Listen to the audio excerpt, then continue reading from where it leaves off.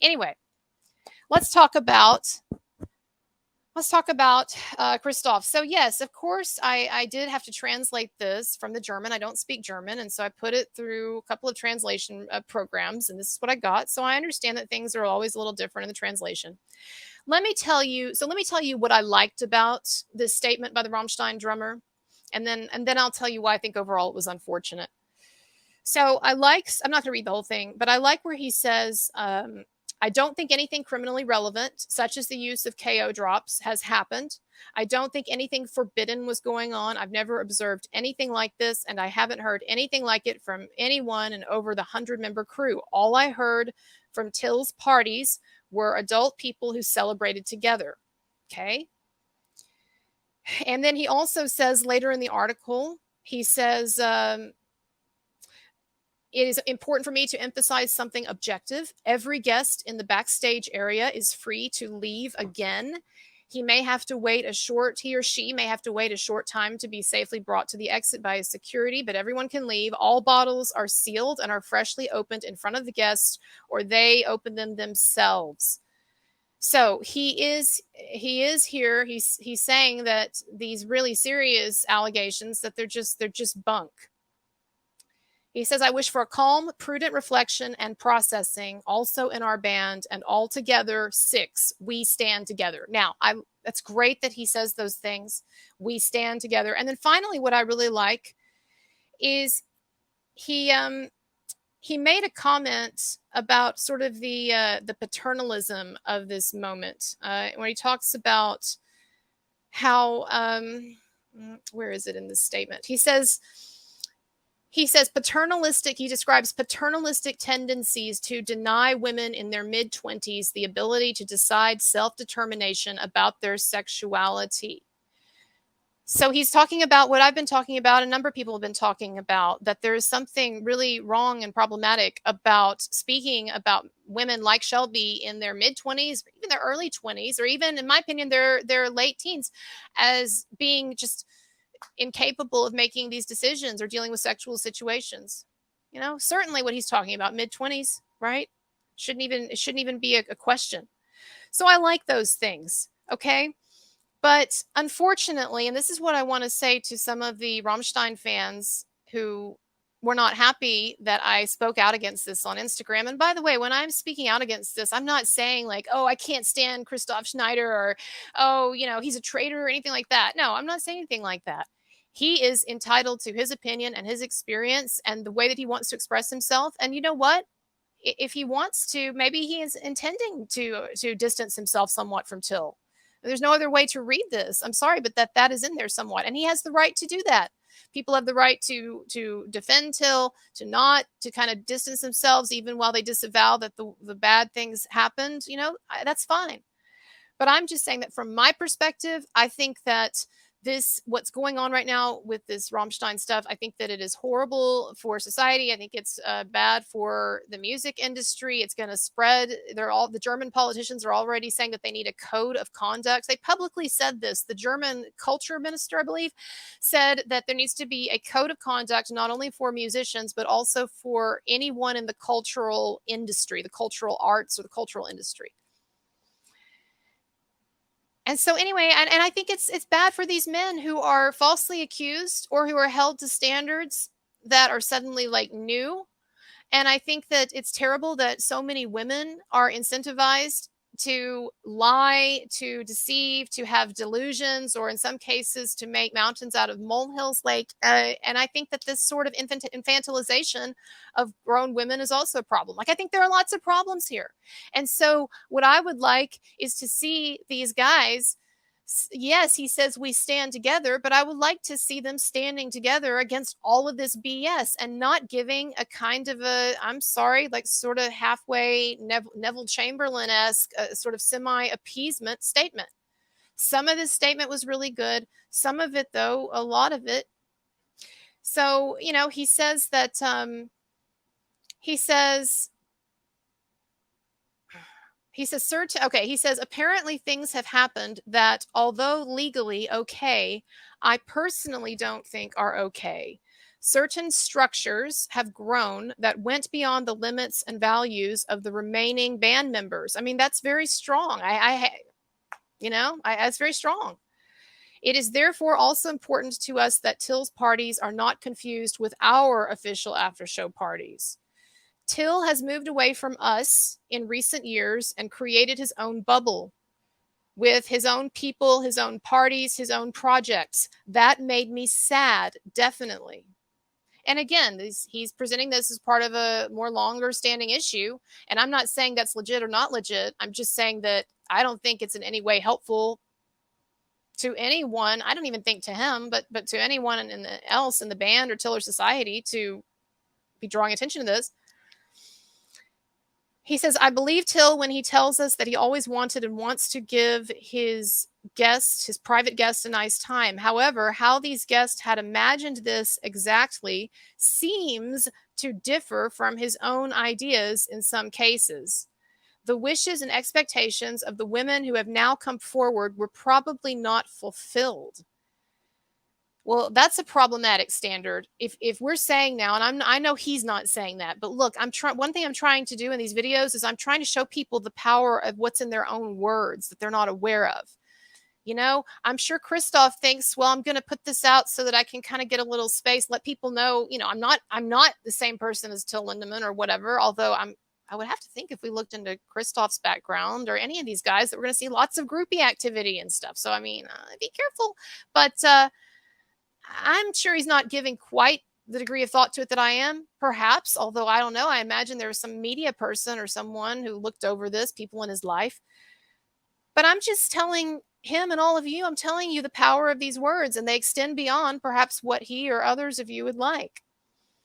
And so when he says the wishes and expectations of the women who have now come forward were probably not fulfilled, and I know it's a translation thing, so you can look in the German and it might be a little different, but I'm sorry, if the new standard is that the wishes and expectations of women at rock concerts should be fulfilled, then we are in deep shit. What are you talking about? I would imagine that any woman that Till has sex with, or almost any woman, her wish and her expectation is a committed, long-term, even marital relationship. I don't think there are too many women. It's just the fact of life. I don't think there are too many women who date rock stars. It's particularly fans who date rock stars or have sex with them or hookups or whatever, who don't have wish and expectation and desire for it to be a much bigger thing than it is. So that's where we're at now. And so he goes on and he says, according to their statements, meaning some of these women, they felt uncomfortable on the sidelines of a situation that was no longer controllable for them. I'm sorry for them and I feel compassion. Well, look, I understand that he thinks that he's couching this in sort of wishy-washy language. When he says it seems, or he says according to their statements, as if to kind of say, well, we don't know this is true. It's just what they're saying. So don't really take it that seriously or with a grain of salt. But that's not how people are going to take it. They're going to read that the drummer is saying that women felt uncomfortable and like they weren't in control of a situation. And he feels bad about that. And again, I don't know what that means, actually. Uncomfortable on the sidelines of a situation no longer controllable for them. Again, if we're talking about like what Kayla Schicks alleged, she was able to leave. No one did a thing to her, not even touched her, even spoke to her in a way that was uncomfortable. Till wasn't even there. She was upset because because when she got there, she figured out that maybe part of this situation was that Till Lindemann might express some sexual interest in her or look at her or ask her out or ask her to go to the hotel after whatever. Like, that's not allowed or okay, or that's a horrible thing. And this guy, Christoph, has compassion for that. Like, I don't understand.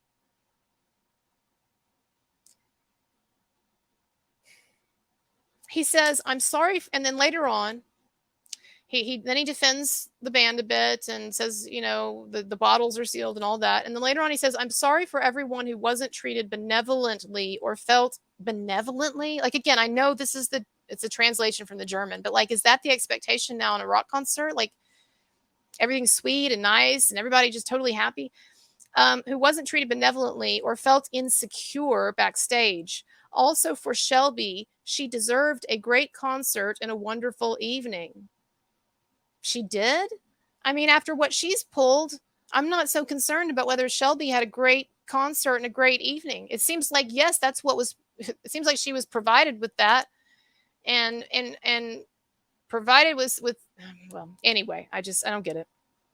And then he says toward the end, neither the beast social media, which has not been tamed by our society, nor paternalistic tendencies to deny women in their mid-20s the ability to decide self-determination, and also by no means the victim blaming, so that people continue to dare to talk about it when something has happened to them. Now, he makes this comment here toward the end, basically saying that he does not endorse victim blaming. He's against victim blaming. He listed that as one of the things that is happening and that he has a problem with. And someone tried to tell me online that I misunderstand, in the sense that he's talking about not about this situation or these situations, but situations like, just generally speaking, that he wouldn't want anyone to think that it's okay to victim blame. I'm sorry, that's just not how it's going to be taken. Most people, you can tell me if I'm wrong in the comments, but 90% of people, when they see this comment about victim blaming, their thought is going to be, well, he must be saying that victim blaming somehow relates to this case. Who would be victim blaming? Well, I guess people who are defending Till Lindemann, and then that would mean that the people they are defending Till against are victims. So basically, like, look, I don't think he really thinks that Till did anything certainly criminal, or even anything, as he said, he didn't use the term immoral, he said forbidden. But I think that it's a statement that is meant to distance himself somewhat from Till overall. And I do think that it's unfortunate, because the thing is, when you appease these people, and I'm talking about the histrionic false accusers and the media who are not interested in truth, but they're just wanting to destroy people for the spectacle of it, or because of their own skewed politics, or the people who are all into this sort of, woke American Me Too style mentality.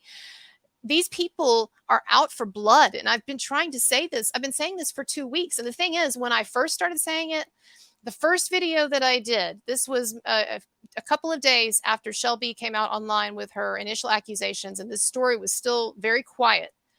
And the first video or two that I did, I told my viewers, and I told these guys, they are coming for your jugular.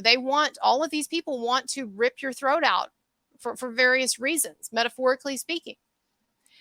And I said, it's going to get worse. It's going to get a lot worse. And you need to realize that you're in for a kind of a fight, metaphorically. And I had a lot of people telling me, oh, you're making too big of a deal out of this. And don't say that. Don't be so dramatic. We need to be quiet, and we need to be, calm and peaceful, and not say anything. We don't want to draw attention to this, right? We just want, Shelby, if no one gives her attention, she'll go away. That's just not how it works.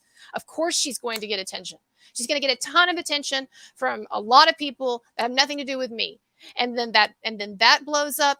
And then there's other stories that start coming out. People are incentivized to say all sorts of things, even anonymously. And then then the cancellations begin. Oh, we can't work with him anymore. We're going to make this big pious statement about that. Like we didn't know that he was into some weird art. Yeah, right. Publisher. What a bunch of spineless sacks of shit. You are the publishers of Till Lindemann's poems that disavowed him because of the porno that he made that you already knew about, the artsy porno. What spineless sacks of shit you are. And Universal is not going to be promoting his stuff anymore, even though it's bringing you a ton of money. He's not going to be promoting Rammstein's stuff anymore. Their own label is not going to be promoting their work anymore, they said, just based on claims. Anyway, my point is just that I've been saying this stuff, and I know people get tired of me talking about myself, but screw it, it's my show. And by the way, I have been one of the only people on this early and out on a limb and still out here, and believe me, taking a ton of hits for it. But I recognized early on what this is and how it was going to unfold, and it has unfolded as I thought, except I think actually it's blown up more, sadly, which just shows you where we are right now as a culture. But it has happened as I thought it would happen, and it's very unfortunate, and it's like a kind of a disease. You can just at once you know the prognosis, then you can just see as the symptoms develop, and it's a cycle. So anyway, at least they're still touring, though. They're still touring. They haven't been dropped by their record label. Just the marketing has been suspended, but whatever. But they haven't been dropped. They're still touring. I hope everybody stays strong and continues it, because I do think this will blow over eventually. But you have to understand, and this is the whole point of what I'm trying to say about Christoph Schneider's post, however intentioned it might have been, is that when you give these people an inch, they're going to take a mile. When you show any weakness, they will come for blood. And so, and they will find every way they can to misrepresent what you've said so that it looks worse or it looks more damning or more negative than it is. I mean, they already take things and twist them. So I'm seeing now some of the headlines. Some of them aren't too bad, but some of them are saying things like Rammstein drummer shocked by the allegations. You see that headline. It's like, whoa, well, apparently there's something really awful going on and he didn't know about it. And oh my God, like the band members didn't even know these shocking things that Till Lindemann was doing. So it's unfortunate in my opinion, but everybody's got to do what they've got to do. And God knows that I don't know more about Christoph Schneider's situation or his relationship with Till or any of that stuff than he does. So everybody, I'm continuing to cover this and more things. I've got a video on Johnny Depp's daughter and The Idol coming out soon that you Depp fans are going to really like. I've got something coming out on Marilyn Manson, another victim of a hoax, and then more on Rammstein. If you have experiences with Till Lindemann that you think need to get out there, and I'll put negative stuff up too. It's just no one has come to me with negative stuff. And you could say, well, that's because they know you're defending him. I understand, but I'm just saying, I want, if you can verify that you've had experiences with him, I want to hear your story if you want to tell it. Everything I hear is positive. I just have all these people sending me these different stories of experiences, and most of them don't want to go on camera, but telling me, oh, this is not who he is. Women who've slept with him, women who've been in these groupie positions, so to speak. Okay, I got to go. My links are below. As always, I depend on your support, especially with the shit that YouTube is pulling on me now. I mean, it's ridiculous. I got like 120,000 views on videos over the past week, and I made $30 on it. And yes, I have had real jobs, and I'm happy to go back to having real jobs. When I started my YouTube channel, I was waiting tables, and I was teaching college. I was adjunct teaching. Okay. And it doesn't bring in much money, but I was doing that and I was doing the YouTube channel. The problem is the more that I work on other things, the less that I work on the YouTube. Okay. And so that's why I'm trying to make it all YouTube, because I want this to be better and more effective and reach more people and have more of an impact. And I think that you do too. So try to understand. Okay. Thanks, everybody. My links are below. Check out my other work. Bye-bye.